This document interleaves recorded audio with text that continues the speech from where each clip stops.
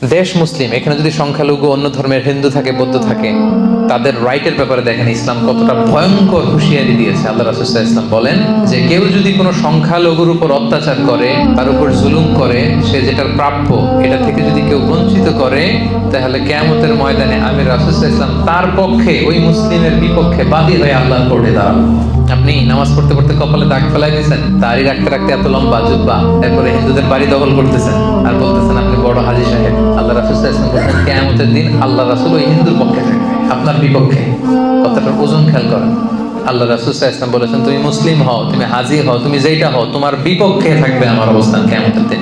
আচ্ছা, সোজা সাপটা একটা আনসার দেন। রাসূল সাল্লাল্লাহু আলাইহি ওয়াসাল্লাম যদি কারো বিপক্ষে বাদী হয়ে দাঁড়ায়, যার শাফাআত ছাড়া আমরা জান্নাতে ঢোকা কল্পনাই করতে পারি না, তিনি আমার বিপক্ষে আল্লাহর সুপ্রিম কোর্টের ট্রাইব্যুনালে আমার বিপক্ষে, জান্নাতে যাওয়ার কোনো সুযোগ কি আমার সেদিন থাকবে?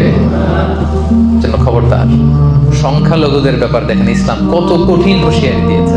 আমার হিন্দু ভাইরা, এই আলোচনা যদি কেউ আপনারা শুনেন, আপনাদের পক্ষে সে 1400 বছর আগে আপনাদের পক্ষে, আপনাদের রাইটস এর জন্য, আপনাদের অধিকারের জন্য রাসূল সাল্লাল্লাহু আলাইহি ওয়াসাল্লাম লড়াই করেছেন। স্পষ্ট ঘোষণা, সংখ্যালঘুদেরকে আক্রমণ করলে, এদের উপর অত্যাচার করলে, জুলুম করলে, এদের প্রাপ্য অধিকার থেকে বঞ্চিত করলে, আমি নবী কিয়ামতের দিন সংখ্যালঘুর পক্ষে দাঁড়াবো, তার বিপক্ষে দাঁড়াবো।